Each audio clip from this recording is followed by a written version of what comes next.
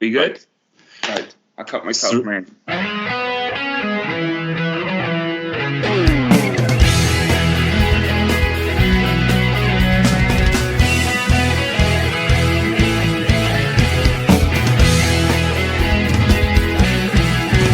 Hello and welcome to the Jackcast, your Swansea City podcast. I'm Matt Barocco and I'm joined as ever by Steve Carroll. Evening, Steve.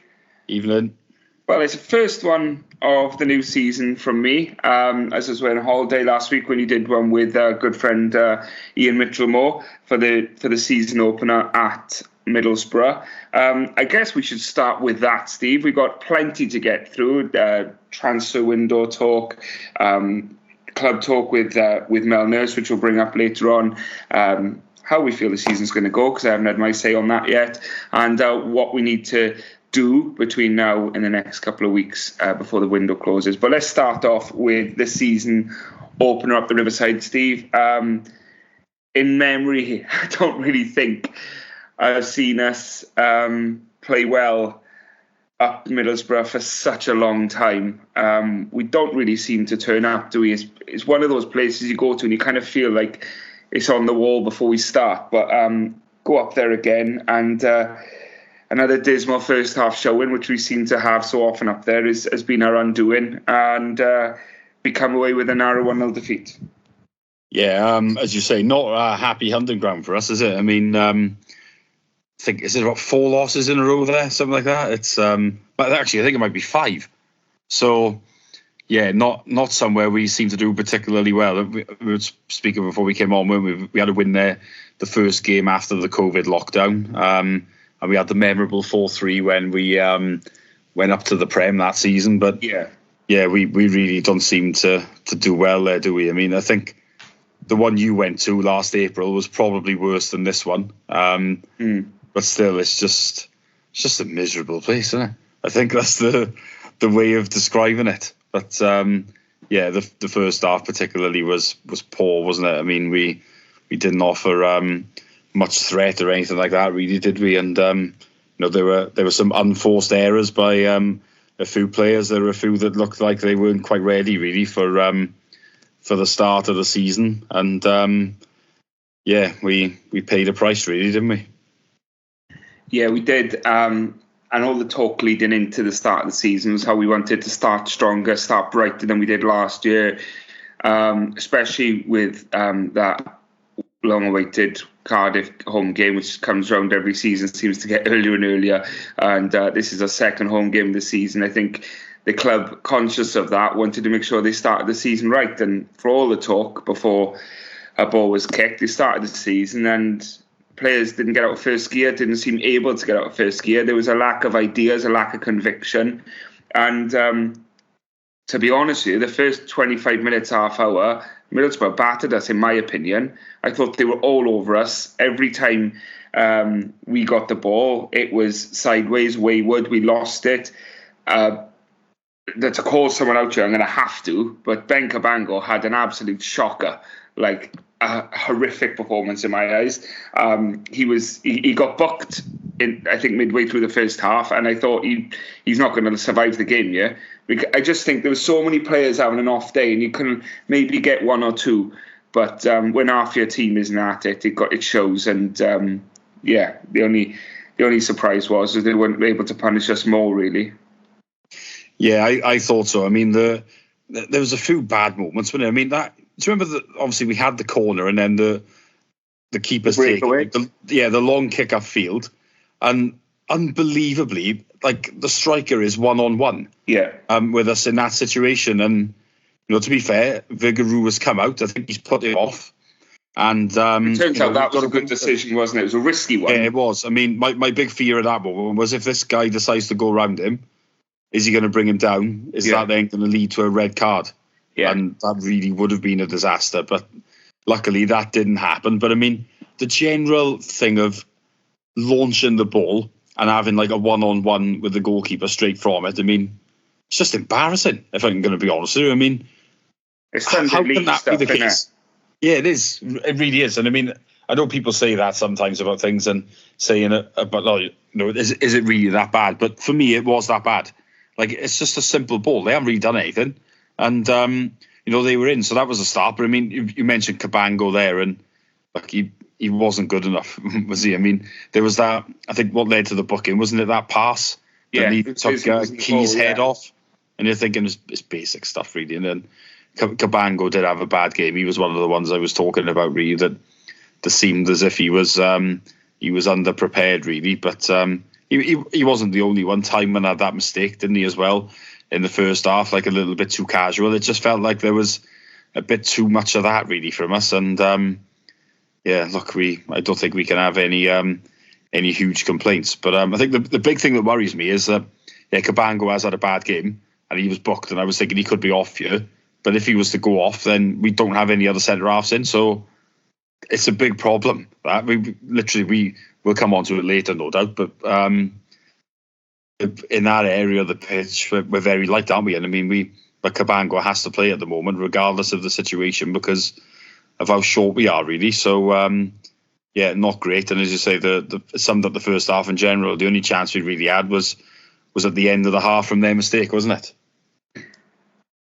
Yeah, there was so much, I guess, wrong with that first half display that we ended up thinking, well, I certainly ended up thinking that going in 1-0 at half-time felt like a result for us, to be honest with you. There wasn't much to shout about. Grimes dropped so deep he may as well have been back in my back garden, to be honest with you. He was ridiculously deep, almost behind the centre halves at times. But whether that was fashioned out of tactics or whether it was because the way the game was going and the ball was just not travelling up the pitch, the defenders couldn't pass the ball 5 yards. We kept losing it and gifting Borough with a 2-on-2 and a 3-on-3 situations. We needed someone to control the ball and bring it out from the back. And I say this so often, but I absolutely despise Grimes and Fulton together. It offers so little going forward. It really strangles us in attack, and we're not good enough. We weren't good enough, I should say, anyway. But to have such a negative setup as well, it really doesn't help matters. And we need to improve on that. We can't keep going season into season with that duo starting the game, because no one can tell me what, as a partnership, those two offer.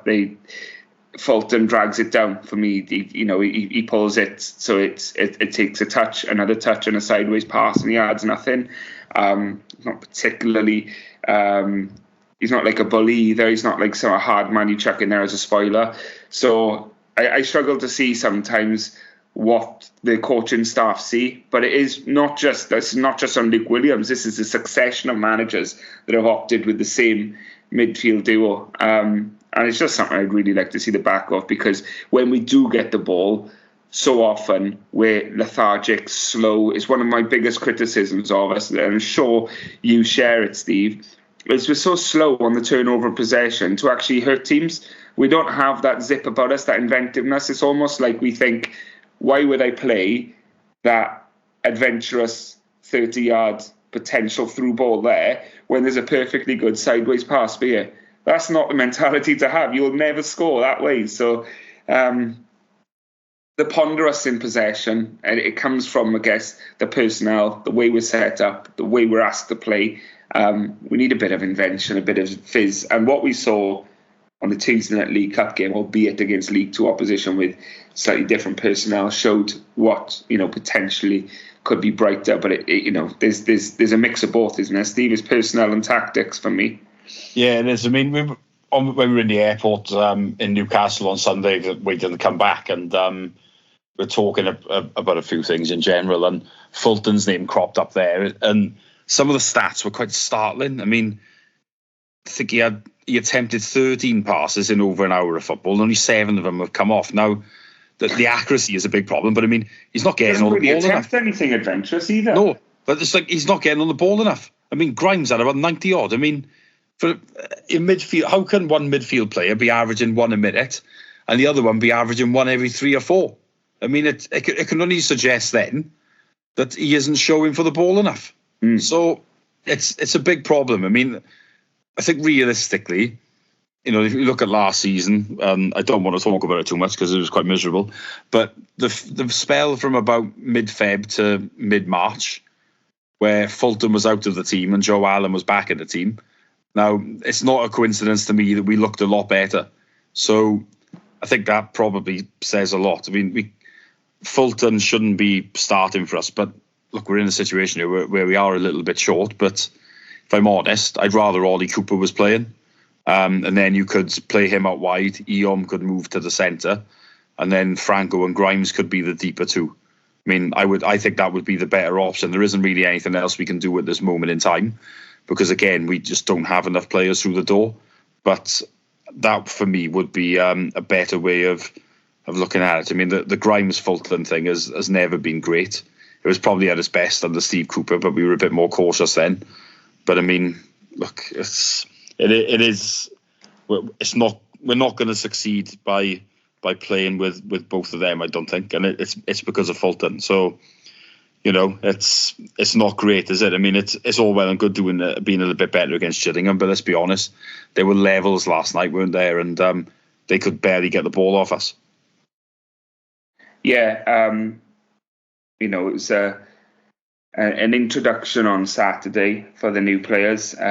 We played in the pre-season friendlies and whatnot, of course, but there's moments where you think, right, so these players have come in with a vigor, with a hunger to impress and stuff like that, and almost a license to impress. They want to go out and show what they can do to the fans.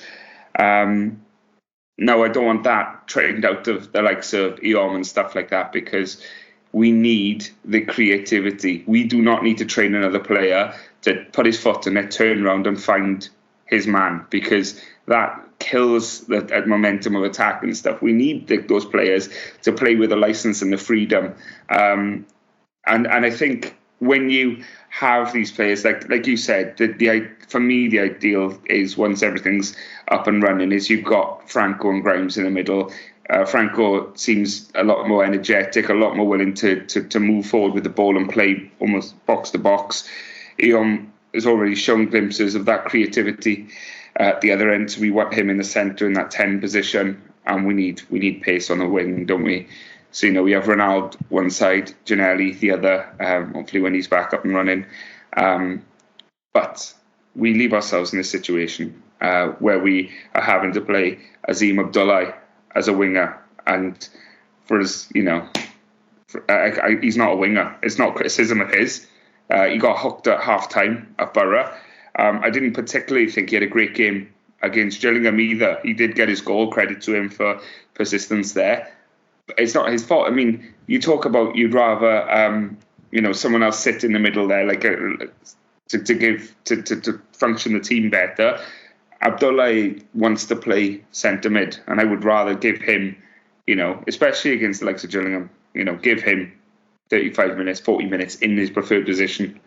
We learned nothing from playing Jay Fulton in that game at all. So we know what we're going to get with him. We don't know necessarily what we can see in a competitive game with Abdullah in there. Maybe he offers a different dynamism and offers a bit more legs in the middle of the park. But are you sick to death, right, of us having to play square pegs and round holes? All the time.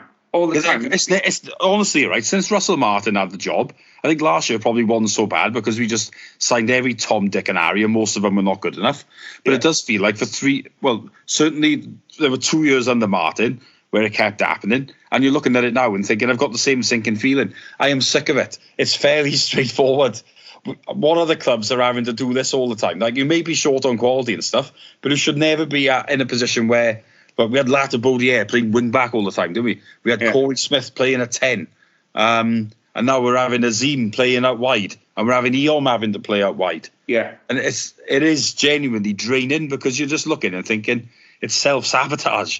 Like, we need... And in the end, I think Martin, maybe you could argue he was wrong on one or two of them. He shouldn't have been doing it with Lata Baudier as much, for example, when you've got one or two options. But, I mean, it does just feel all the time as if we're short in certain positions.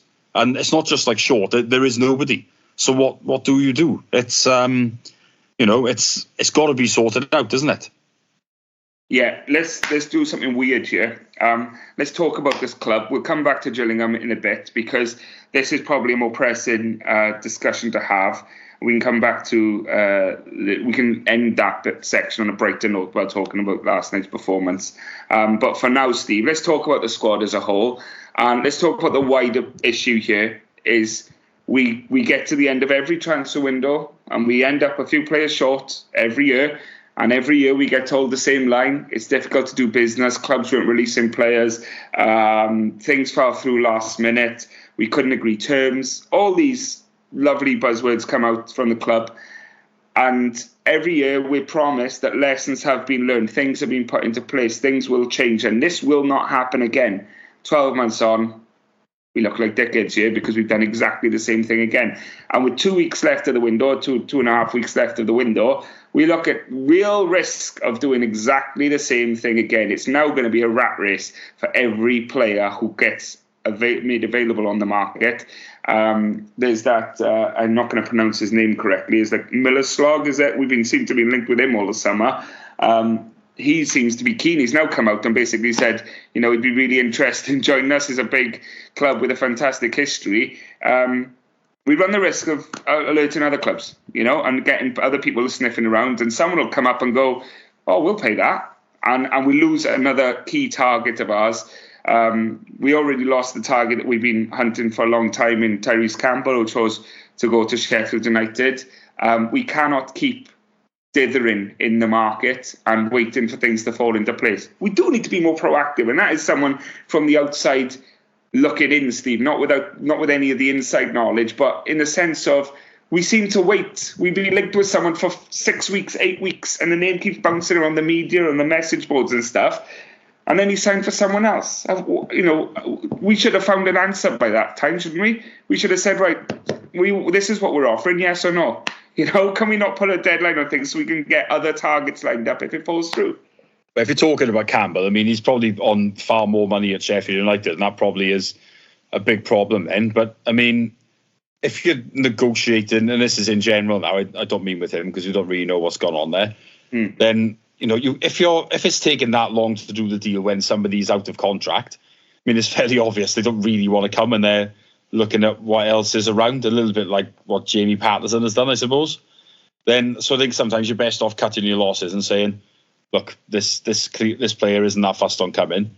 So in that case, we don't want them. We're going to draw a line and we're going to look elsewhere. So I certainly think that that's the type of attitude that we should take. But, you can't really get to this stage and be this short again.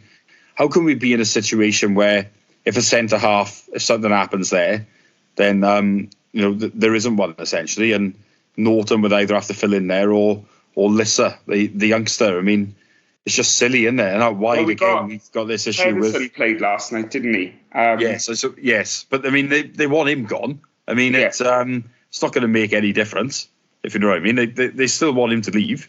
They're picking him because they are absolutely desperate. But we're short, aren't we? Things need to move. No, I would never expect us, to 100% have had everything done that we need. But before a ball was kicked, I think we've got to be realistic. Sometimes things do move a little bit later, but we shouldn't be in a situation where you need about 4 at this stage. If you need 1 or 2, like I say, I think people are quite reasonable about that.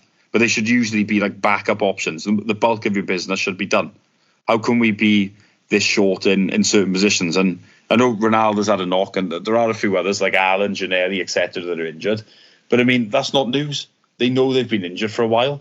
And they knew that they wouldn't be fit for the start of the season. So, things need to move now. We brought a striker in, close to 2 weeks ago. And in that time, I was hopeful last week that someone might come in. And it hasn't happened. And now we're in the middle of the week after, and we still haven't brought anybody else in. Yeah. And, the excuses, they tell you something, we want results. I think Coleman has said himself, hasn't he? Judge what I do, not what I say. And, look, it's not looking great on that front right now, is it?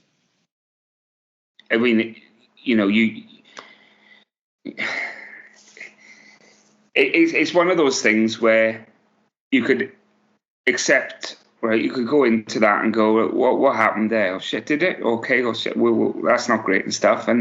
But when you've heard the same thing every year, you realise the problem probably lies in the corridors of power at Swansea City and not elsewhere, because other teams are getting business done. That's not to say we don't face our constraints with the budget, but other clubs do. We need to make sure, and the best business, and I can't be told otherwise, the best business is done earlier on in the window, because you go in there, you make yourself known, you make the player feel wanted, and you go in before the Sharks start circling, and you negotiate hard, and you're not fighting a Tyrese Campbell situation then, where you're talking to the player. Luke Williams has met with him. He's had a chat with him. They talked family and football, and they got best buddies. And then he goes and signs for a rival club. It makes a bit of a mockery of the process, doesn't it? We need to go in there, and the sales tactic of ABC, isn't it? Always be closing. Every conversation we need to have with a player has got to be with the intention of making him want to sign by the end of it. Otherwise, what's the point? And I'm not saying that's not what we're doing, but we're obviously not aggressive enough and pushing hard enough to get these deals over the line, because we struggle. We struggle to do it. How many? I mean, you listed it on your on the front cover of your new fanzine, Steve. But we've let a hell of a lot more players go than we brought in. Yeah, we have. I mean, only 4 have come in, haven't they? And 12 have gone. So, in all fairness, right, we probably did have a bloated squad. So I wouldn't dispute that more needed to leave than needed to go. But we certainly shouldn't be in a situation where 8 more have gone than have joined. So, look, the reason it's on the front cover is because I thought that was the key point of showing that, look, this is how many have gone compared to have come in. And it's frustrating, isn't it? I do think we will bring people in, I must say that. But you can't be, let's say at the end of the season we miss the playoffs narrowly, or we end up going down narrowly, right? I'm not saying either of those things are going to happen this season, but in general it could, couldn't it? Now imagine it's by like a very minuscule number of points, and it's because, we were too slow and we wrote off those early season games, and it's like, but it's just silly. That's something that's under your control. So why would you not try and sort it out? And that's what's so frustrating about it. You just feel as if you're like, I don't know about you, but going into Saturday's game, I just thought, we're short. We're not going to get anything there. I wasn't jealous of you going up there. You got your players up there, and then you're looking at it and you're thinking, well, it's a new season, and for all the will in the world, and as much as they both probably would bleed for the shirt and give everything they can for the shirt, when you're starting a new season with Fulton in centre mid and Cullen up front, something has gone wrong in your recruitment. Unfortunately, to say so, because neither of them, in a season where we want to progress and finish mid or higher in the table, and not just look over our shoulders at the relegation place all season, those 2 can't be starting. Those 2 wouldn't start for any of the other 23 clubs in this division. I challenge someone to dispute it. Well, that's the problem, isn't it? It's we're having to rely on people because we're just short of numbers, aren't we? I mean, the bench surely didn't inspire anybody the other day. Oh, I mean, looking at it and thinking, like I said, Ollie Cooper was the only one you look at. I suppose Vipotnik, to be fair, even though he didn't touch the ball, and he didn't barely touch the ball again last night, which isn't great either. But you are looking at it and just thinking, well, what are we going to do? So it's very frustrating, isn't it? And look, they just need to get some deals done. We're not really interested in excuses anymore. They have to deliver, because they're holding us back with this. In fact, we can't be writing games off every season purely because of it. So, look, we don't want excuses down here. We want, we want things over the line. And then I don't want managers to be able to turn around and say that, well, I wasn't given what I was needed. Yeah. That's what's very frustrating, isn't it? So they need to deliver. I don't really want to say anymore. It's a case of the proof's in the pudding, isn't it? And, we don't want talking. We want, action. And I don't particularly want us to go and sign 3 permanent signings and 5 loan signings and end up in the same situation as last year and end up with a bloated squad, and you've got players who are out of the matchday squad altogether because you've got too many loan players, etc. But I'm so stressed on the importance of quality over quantity, but we've left ourselves short that the quantity has to be there just to fill the gaps.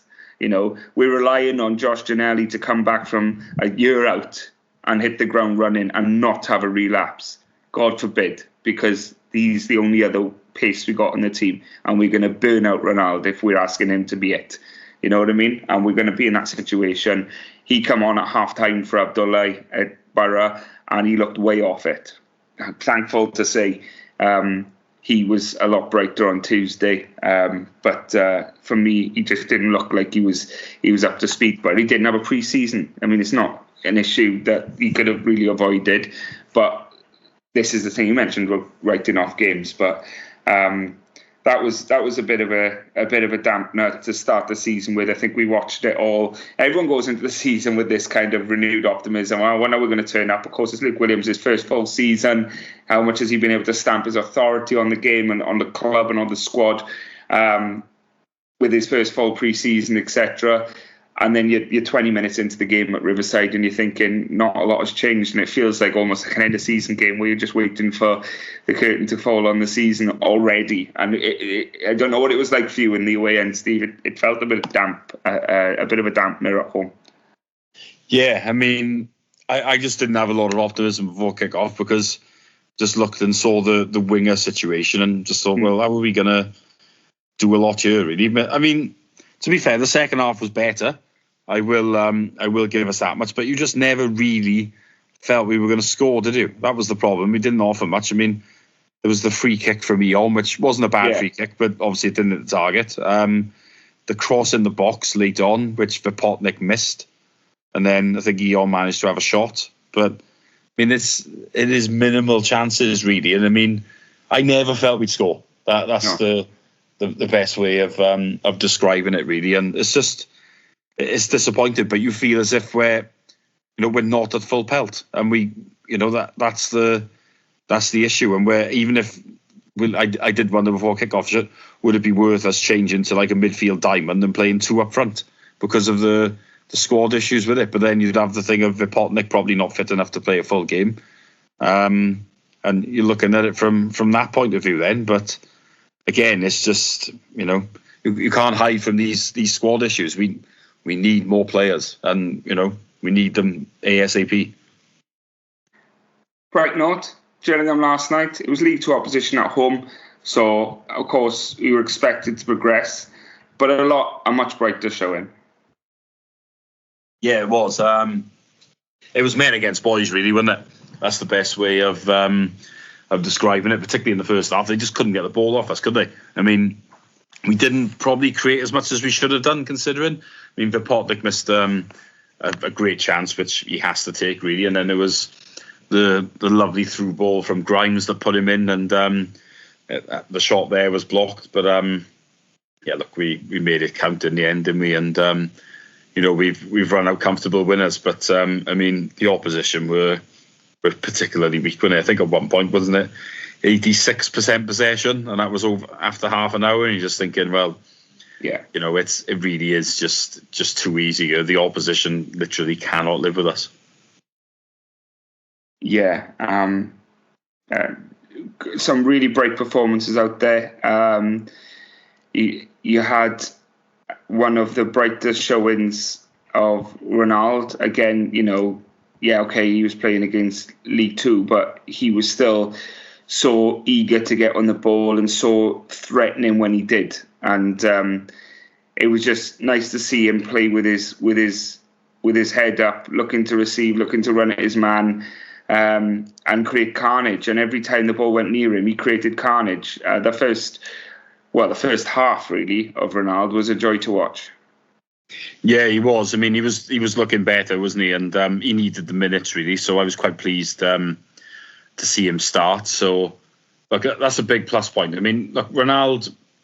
I'm not sure he's as good as what the powers that be have tried to big him up to be, only because they did it so much, but due to the fact that most of the business last year was crap.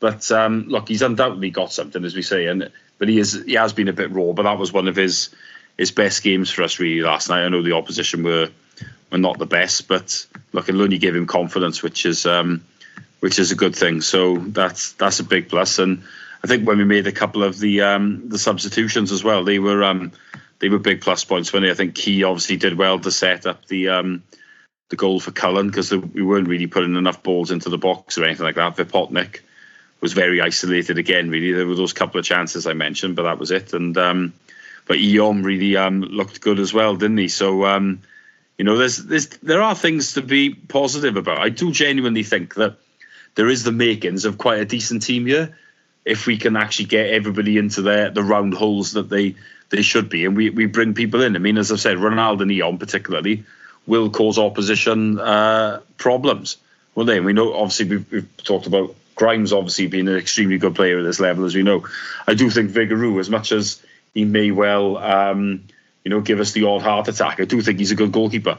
And so there's things to work with. Timon I haven't mentioned either.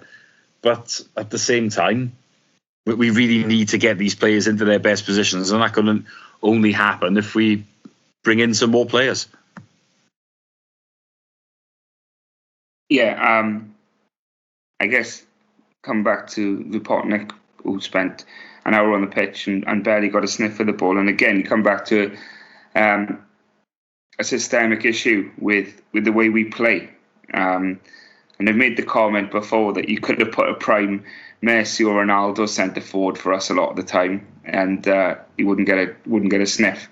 And it's felt that way for quite some time. The way we play, Russell Martin benefited hugely from absolutely lethal Joel Perreault, who scored off half chances and sometimes not even chances at all. His XG was been off the charts. But when you have to feed a striker who's thriving off through balls, early balls, and just trying to feed off the midfield supply, and quite often as a lone striker, you're going to have two centre-halves with their eyes on you. You're really going to hope for that to be quick and incisive. We need to change the way we play. If we're going to leave that one man up top, or we need to be so much better at doing what we tried to do. And it was only in the latter stages of the game where we started really turning the screw, potentially against tired legs. But the football was a lot more incisive at the end then, because for a lot part of that game, you talk 80% possession, and yeah, it was great. And we had a sterling performance out on that left from Ronaldo.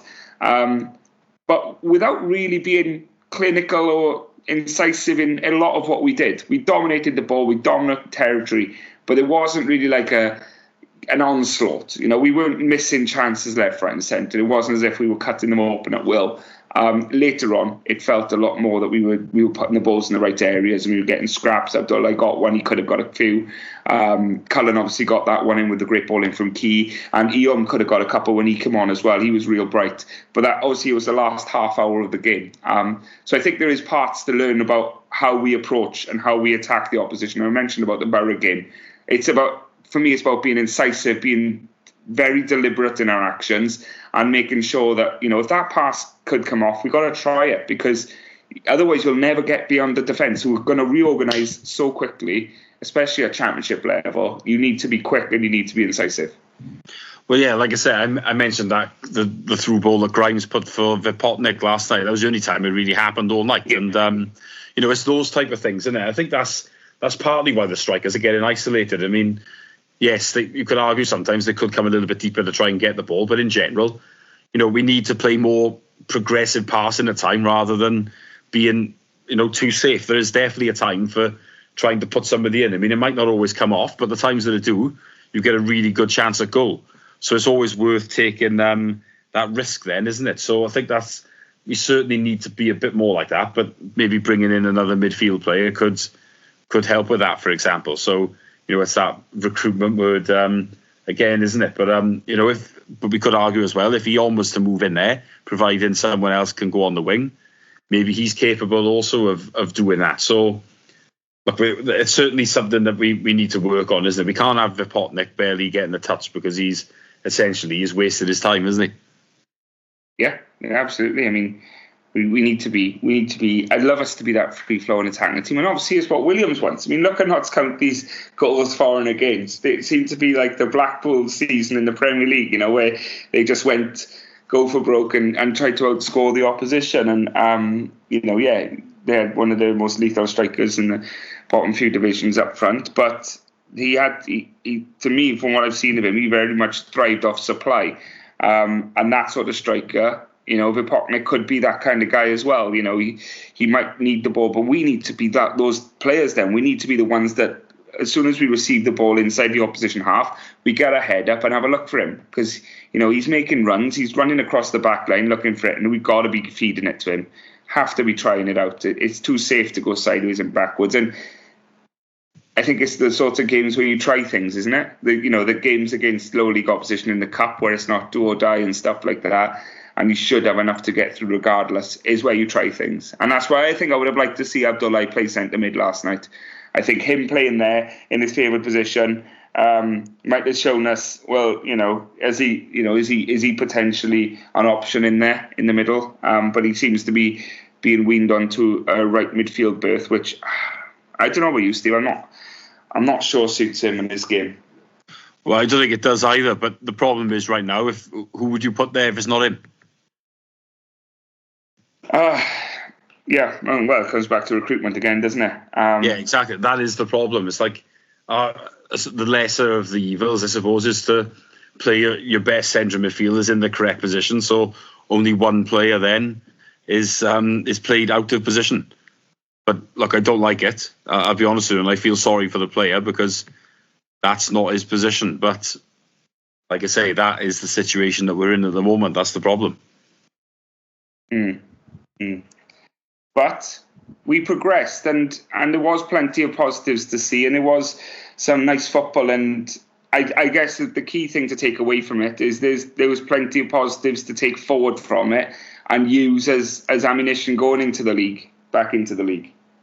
Well, yeah, look, winning will always breed confidence, won't it? So you have to try and look at it from that point of view. And it will, again, when you get through, it does give you the opportunity to give game time to other players as well. So you have to try and think of those type of positives. I was a bit surprised one or two of the youngsters didn't get, a little bit of an opportunity in the game, to be honest with you. Like, I'm thinking people like Lissa, really. I thought he may have had a go. But he played in the under-23 game the day before, didn't it? Which I thought was strange.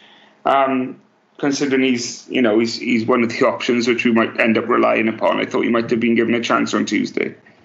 Yeah, I know what you mean, but like I say, it's just, I'd like to think one or two of them will get a chance, but I can't exclusively reveal they've just done the draw, and we will face Wycombe Wanderers at home.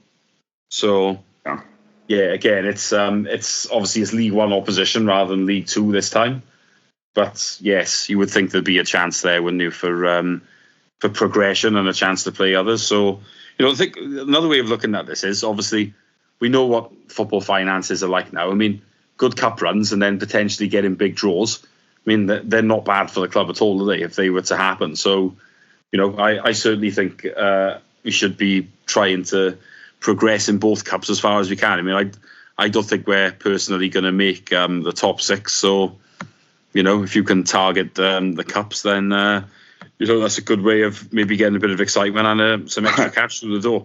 I'm glad you started that excitement. Quite a lot of last season was a battle to keep the fans' interest.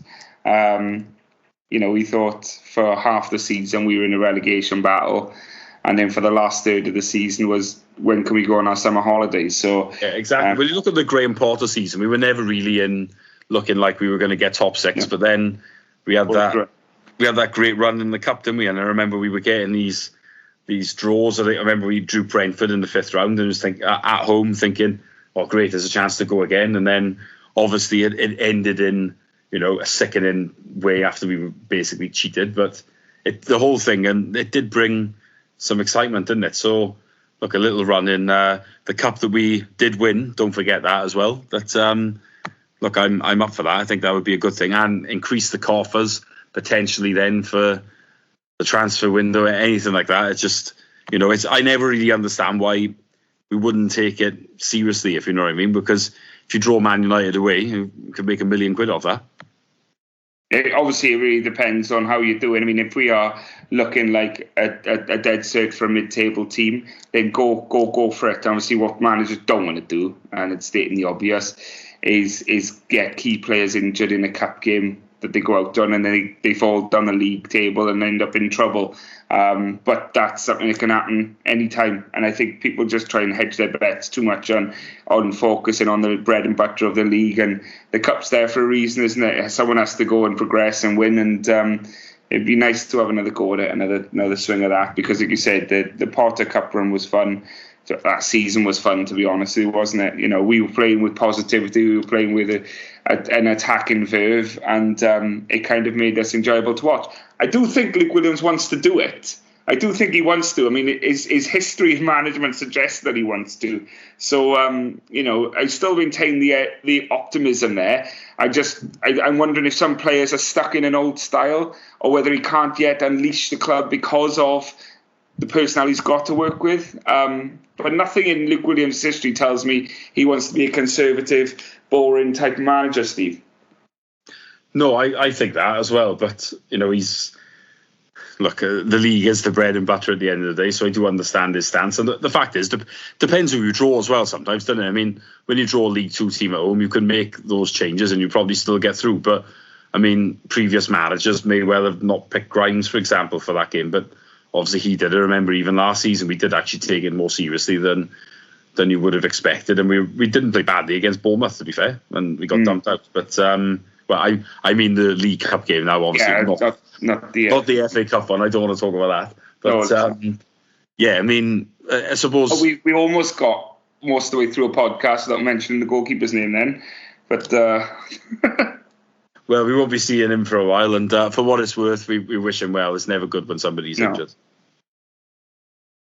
No, I think is that detracted from transfer plans?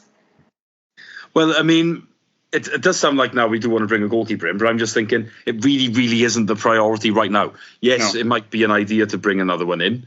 Like if Rushworth is available, it might be a bit different, but even then, the priority is other positions. Like we've got a goalkeeper that we've signed to be a number one, so we don't really need to desperately bring a keeper in right now. We've got to focus on other positions. 100%. I mean, how many do you think? Four to start, I think. If we can get four that will challenge for a starting berth, not squad fillers, not young players coming on loan who might get minutes here and there. No, 4 genuine starters or starting contenders will take this squad from a 14th place team up to a 9th, 10th, and that could give us that outside chance then when you come into March, April time of thinking, put a run together here, Well, yeah, absolutely. I mean, but when you haven't got those players, it just, like I say, it feels like you're a completely different team, doesn't it? So that's what we're up against now. That's all we can say because, we're in a situation where we don't have that. So let's hope that when we record next week, which I'm sure we will, because there'll be a game on the horizon that I'm sure everybody will want to talk about. But we'll need that lift, won't we? That's the thing. We just don't want to be going into that fixture with the same situation that we're in now. And I think if we do, those in charge had better look out, because if that has a consequence, then people are going to be really annoyed, and rightly so. Oh my goodness, it doesn't bear thinking about, does it? Having a situation where nothing's happened between now and 10 days' time. God forbid a bad result on that bank holiday Sunday. That early season optimism would have been completely dissipated. Yeah, it will. And, it's a big couple of weeks coming up for us. We've got, obviously we've got a home game now at the weekend. So, then we got that one. And I suppose then the Wickham game probably after the Cardiff game. So you think, in theory, it's 4 home games in a row now because of how the fixtures have worked. So, look, it would be good to get some positivity, wouldn't it? Yeah, and bringing up to the first of the home games, Preston on the weekend. I think, given the performance of Borough, which to his credit, Luke Williams identified it just wasn't good enough. But it's all good saying it's not good enough. It's what we do about that, and Preston needs to be a reaction. Yeah, it does. I think it's a decent fixture for us. I know they've obviously changed their the manager, which is a little bit surprising after one game, isn't it? But Preston, they're never a side you particularly fancy to do a lot. Unlike our record at Middlesbrough, our home record against Preston's pretty good. So that should give us a bit of confidence. I mean, put it this way, right? Cardiff have got Burnley away. I know what I'd rather have before the derby. I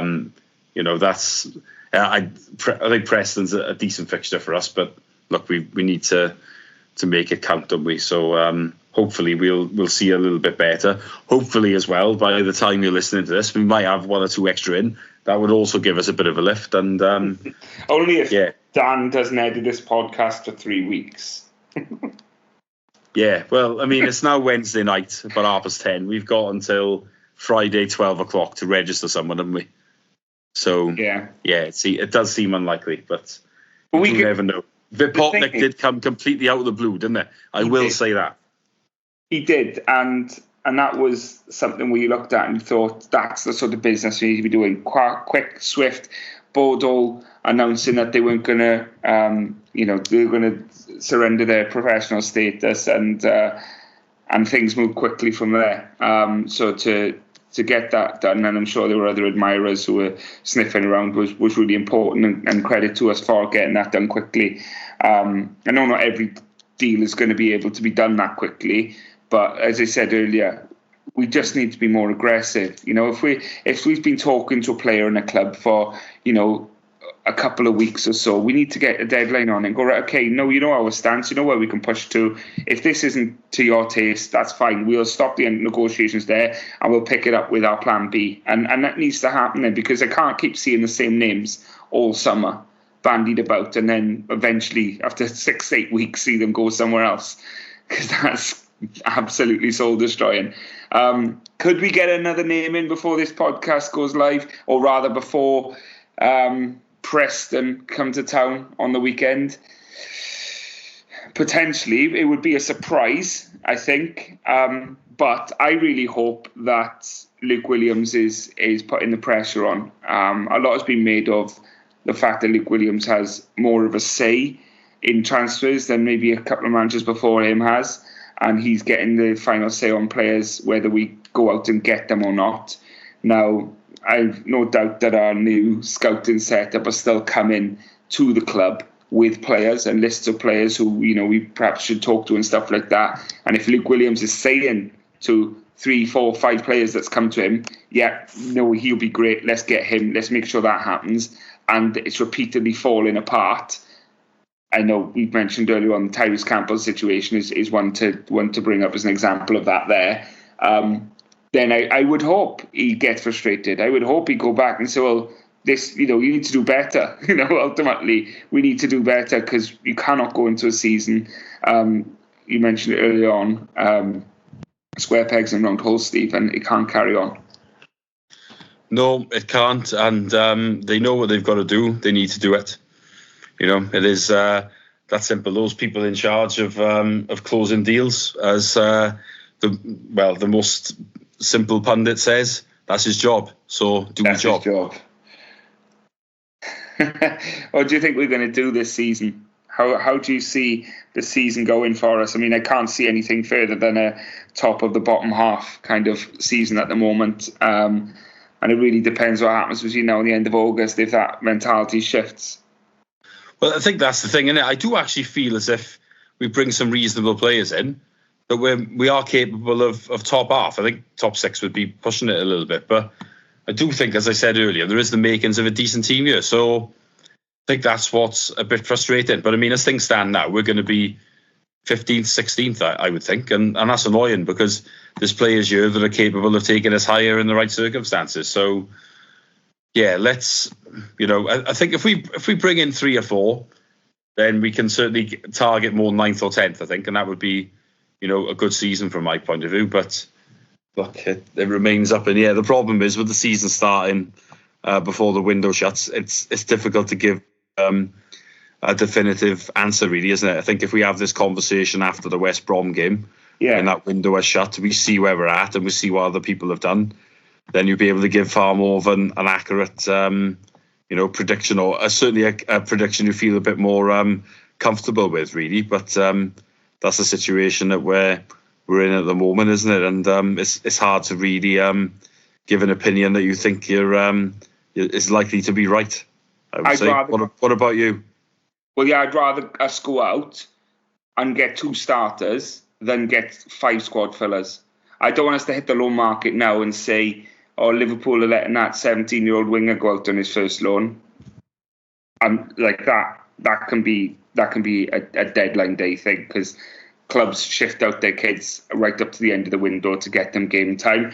We need to be looking at someone who's going to come in and that's not to disparage anyone who might well come out to be a world-class superstar, but we need to be going for players we think can genuinely come in here and make a difference to the starting 11.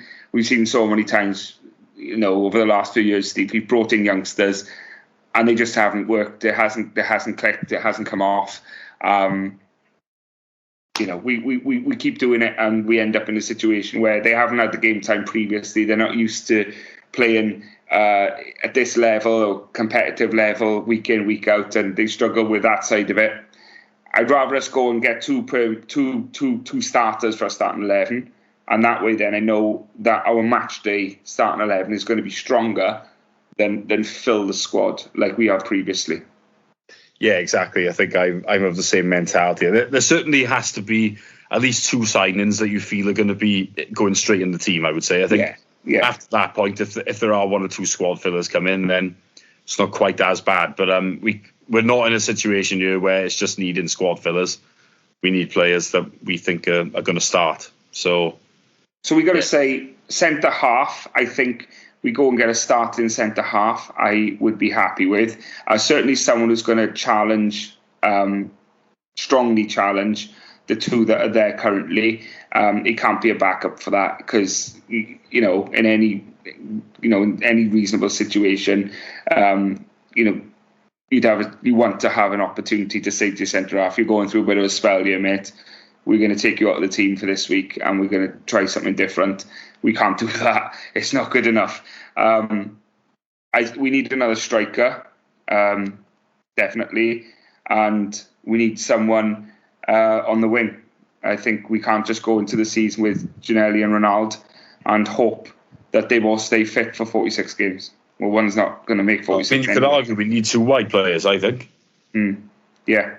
It depends on the Ginelli situation, really, doesn't it? But if we got one versatile attacking, and we could the 4th one then could potentially be that, a youngster then, you could potentially get away with that situation where at least you still wouldn't have square pegs in round holes playing that youngster there. But yeah, we definitely need at least a starting winger. But is there any other positions as well, Steve, you think, Christ, we could do with something? I mean, do we need another central midfield player? I mean, I would say yes. I don't think it's the number 1 priority of the other positions, but yeah. I mean, Joe Allen's struggling, isn't he? That's the truth. I mean, he's out again. We don't know when he's going to come back. I mean, he is going to retire probably at the end of the season would be my instinct. I mean, or even if he doesn't, is he going to get another contract here? You'd have to say that's quite doubtful, wouldn't you? So, we can't really rely on Joe, I think, which is annoying because he still is more than good enough when he's fit, but unfortunately can't stay fit, can he? So, that's another area. And like you say, you mentioned another striker, didn't you? So, we need that like competition for places as well as the starters, really, don't we? I mean, because as things stand, Darlin and Cabango are going to play every game, aren't they? And if Cabango plays like he did the other day, then that's going to be another issue, isn't it? So, look, we've got to keep players on their toes. I always say this: you've got You've got to have a player thinking, if I don't play well, there's somebody behind me that's pushing for my space, because otherwise you'll just get complacency. We don't want that either. So, look, there needs to be a centre-half and a winger are essential, I would say, at this stage. Yeah. Another thing about last night, bringing Cullen on for Vopotnik. Why not give Josh Thomas that last half hour or whatever it was? I thought, him coming on against Borough was a milestone, a landmark for him. And if he is to be in and around the squad this season, would have been an opportunity to give him minutes and stuff. And you'd like to see, could he be someone who we could rely upon if we wanted to change things up in a league game? You have to give these players minutes in and around the first team, don't you? Yeah, you do. I mean, that is a fair shout. I mean, it wouldn't shock me if he ends up going out on loan, to be honest with you, and that would be a good thing because he these players do need minutes. But I mean, look, you're not going to learn much about Cullen from bringing him on there, but he did get a goal, and I think the situation was probably that Vopotnik was never going to play 90, so someone had to come on for him, and I do understand what you're saying, really. I mean, it would have made a bit more sense, really, but that's the decision that was made. Yeah, but right, come on, we need to finish this. It feels like my first podcast of the new season has been whinging, and to be fair, it's mainly around the fact that I really wanted us, after making some what looked like exciting and smart business earlier in the window, we seem to have stalled and fallen back into old habits again now. Eom looks like he could be a star. Franco looks like he could be another great signing and could offer us so much different energy in midfield. And, we'll see what happens with Vopotnik, but certainly there's pedigree there. And at the moment, he's just getting him the ball and hoping that he can get that first goal in the monkey off his back that your strikers need as early as possible at new clubs. And hopefully that comes on Saturday. But, any pearls of wisdom, any optimism that you can bring to the table looking ahead now for the Preston game and the start of the general season, really?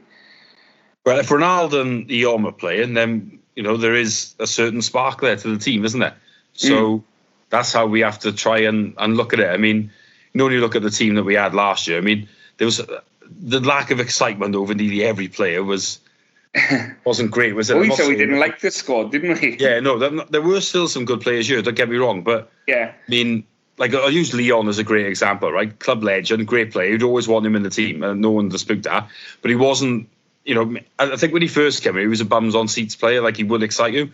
But then obviously it was far more about just keeping the ball ticking over and just being really good at what he does. But obviously that doesn't excite the public, does it, as such? Whereas I think those two can excite us. So that's the way of looking at it. We do have a couple of players there now that, they can be bums on seats players. They can, they can produce something. So I think that's the positive that I can offer. More of them. Two more of them.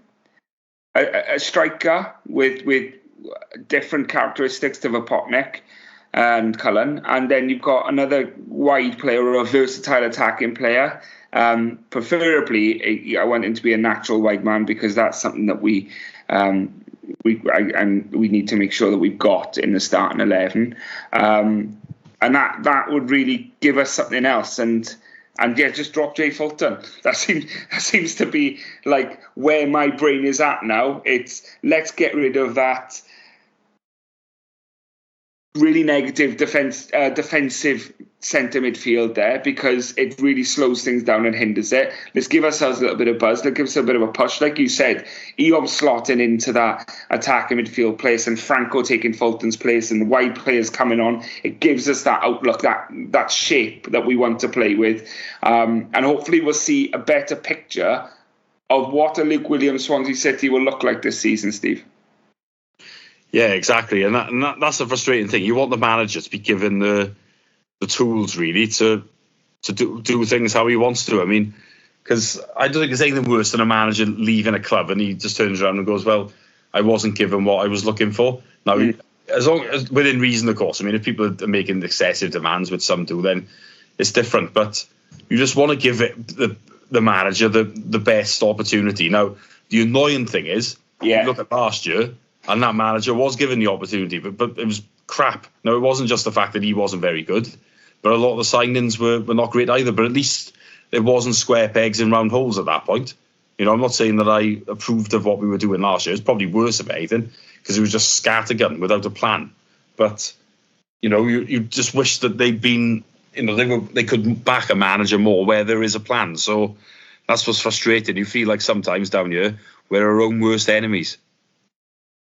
Yeah, and we were told or nudged with the fact last season, weren't we, that the business we did last year isn't going to just hamper us for last season. It will have a hangover effect on the fact that we are, you know, still playing for players that we can't get a transfer fee for, and things like that. It didn't even mention that we saw the debut of Joe on last night as well, who I thought put in a solid enough display. But from Luke Williams' comments after the game was you're not going to see him again.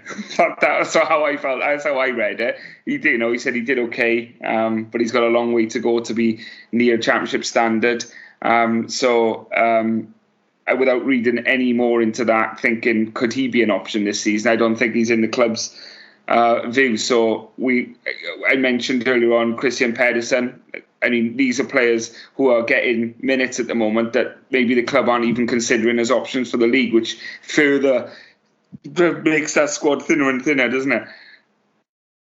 Yeah, it does. That's the thing. And like I said, I think the likes of Pedersen and Tojo, whatever he's called, I think they've already made their mind up on them, and they just want them to go. So a bit like Kukurevich, obviously he's gone now, isn't he? And like he was never going to get a chance. So they've decided that these players are not at the level, and we need to try and move them on. I mean, you have to look at last summer as being incredibly bad, because on Saturday, wasn't it only Key and Timon who started that were signed last summer? I mean, does it get more damning than that when you signed over double figures worth of players? Well, it says it all, really, doesn't it? You know. Yeah, there were more. Well, Franco and Iom and Vigouroux were 3 signed this summer. More started that signed this summer than last. Yeah. You know, and I know a few loan players have gone back, so that's fair. And obviously, we would have liked to have kept Rushworth without a doubt. And I think Lowe, on a reasonable deal, probably would have liked to have kept him as well. But I mean, pretty much everybody else. I mean, are there any tiers over them? I mean, I probably would have kept Plaqueta on if it was on a reasonable money, for example. But the rest of them, it's just they've gone, and it's a good thing. Yeah, but you know, the club are paying the price for last season's business. But hopefully they pull a rabbit out of the hat and we get a couple of players in that we need to push that starting 11, make that starting 11 stronger, and see my tone change in the podcasts to come, hopefully. Before we wrap it up, Steve, a bit of off-the-pitch news, really. You were part of a mini consortium of fans come together to pressure the club, if you like, into making a momentous kind of, how to put this, for one of the club's heroes, one of the biggest club's heroes, Mel Nurse, and you want something to stand in the test of time for that, don't you? You want something there as a permanent statue, or the word escapes me here, but really to put out there for the club to say, this man deserves something permanent. Well, yeah, absolutely. I mean, it started last year where Andy Gordon wrote something for the fanzine about Mel Nurse, and we just ended up having a conversation off the back of it, saying he's never really had the credit that we think he deserves. And you know, from there we were thinking, well, how could we go about doing something? And so we made contact with a couple of other people, Phil Sumbler and Nigel Davis. We had a couple of meetings, and we sort of really discussed about a statue, and did we think it was plausible, and what would the cost be? Would the club, the trust, be willing to fund some of it, part of it, all of it?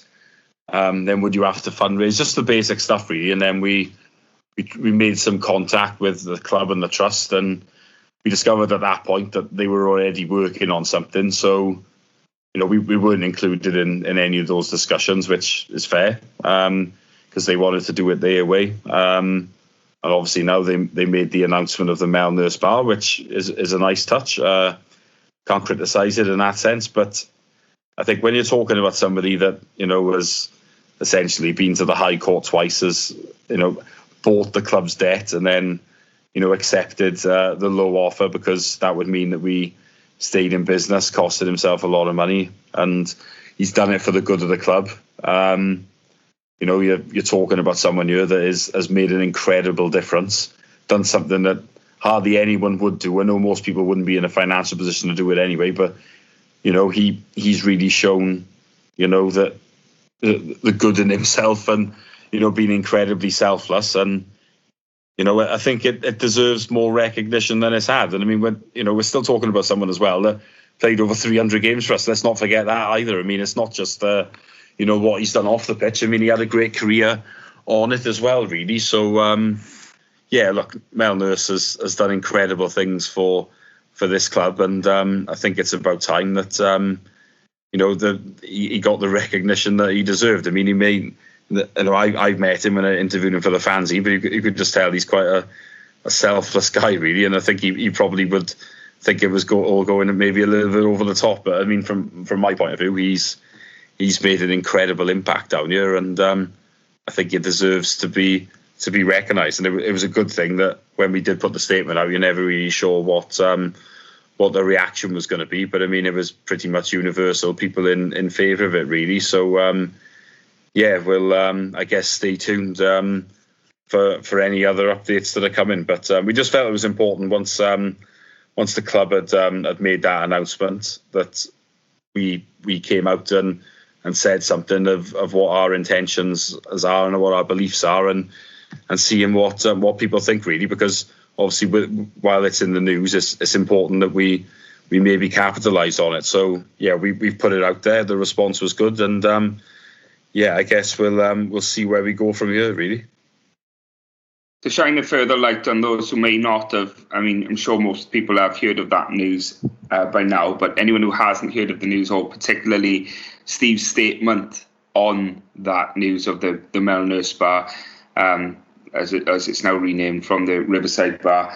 The point you made as well, Steve, was that if you're not willing or able to fund it, just grant us the authority to get a statue, and we'll look at ways that we can finance it, but we need your authority. So the pressure is really put on the club again there to say there's no excuse here. You cannot turn around and say, well, we didn't do that because we couldn't afford it. All we're asking for is you allow us to put that there. If you let us then fundraise, put buckets in the stadium, before the home games and stuff like that, and do collections, or set up a website to donate and things like that. There are ways and means in today's day and age of fundraising, and particularly anything around the club and stuff like that. We're always very generous, and in that sense, what you're saying is actually we don't need you to do anything. If you would do something, that would be fantastic. And that's not just renaming a bar. That's you want to name a stand, or you want to put a bust of him outside the stadium. Then absolutely, that's along your school of thought there. But you don't actually have to do anything. You just need to allow us to do it. And I think that's the most damning thing here, and all that is that you're just saying let us do the work. And I think that's the key message that I took away from it is what you're basically saying to the club is let us commemorate this man. If you are limited in what you are able or wanting to do, let us commemorate him. Yeah, I think so. I mean, like I said, it's their land at the end of the day. So if a statue is going to go there, they at least have to give permission. So, I think at this stage we probably need to take things a little bit further, really. But look, I'm sure in due course we'll look to try and go and make things move on a little bit. But look, I think in the first instance, the important thing was to put a statement out there saying what we feel, what the intention is, and to see what the reaction is. And I think certainly from the fan base, it's been good. So we'll see what we can do from there, really. But look, I think this is something that is very much deserved, and yeah, we'll go from there really. But hopefully the club will see the intention is good and be in favour of it. But we'll have to wait and see, I suppose. Yeah. At the moment, I would hope that they're distracted by business elsewhere with the first team squad, and we'll come back to you in due course with a positive outcome. And more power to you and the gents you're working with in order to get that sorted for a true Swansea City hero in every sense, really, in keeping the club alive on a couple of occasions. Wouldn't exist without him. So let's hope that something good comes from that in the near future. Any final thoughts, Steve, before we wrap up this pod? No, I think we've pretty much done everything, haven't we? So, we just want to be back on next week with hopefully a good result on Saturday. There could be three home wins on the spin. Yeah, and hopefully going into that game then, and a couple of extra players, and a bit of confidence, and we'll go from there really. But it's the ball's in the club's court, isn't it? They need to get some deals over the line. So let's hope that they do that, and we'll give everybody a lift, and let's look forward to the first home game of the season. Always a great event, seeing people that you may not have seen for a few weeks and months. But let's hope for some nice weather, because I am sick to death of having to fanzine sell in the bloody rain. Seems to have happened all the time last year, and even last night it happened again. So some nice weather, please. Or stop selling fanzines. Maybe you're dragging the weather with you. It just seems to be every time you're selling a new copy. Well, yeah, there is that. But all I can really say is it's worth having this one, because it's part one of my Alan Tate interview. And it's, Tate had a lot to say. So I would say it's, if you're umming and ahhing about buying, then be a good one to start with and see what you think. It's a cracker. Get on it and get buying it on the weekend. And let's hope, you mentioned 3 home wins in the bounce potentially, having one yesterday, got Preston the weekend, and then the South Wales derby the weekend after. Let's end on a thought of, please can we turn the Liberty, the Swansea.com stadium, whatever we're calling it this season, into a fortress, because it's just not been that enjoyable to go down there recently. And wouldn't it be lovely, Steve, if we could turn that into a happy hunting ground for us again? Oh, absolutely. I think our home record hasn't been as good as we'd have liked the last few years with it. But we had a nice win in the cup, and then we've got 2 home games in the league. So, look, if we could start with 6 points, that would be glorious, wouldn't it? So But look, one game at a time. Hopefully, let's beat Preston, and then we'll worry about that other club after that. Positivity in the August sunshine, and I'm sure we'll have a busy house on Saturday, and looking forward to the first 3 points of the season. But thanks for listening. From myself and Steve, join us next week where we'll be looking at the Preston game and ahead to the South Wales derby. Don't miss it. Join us for that. See you soon. Bye-bye.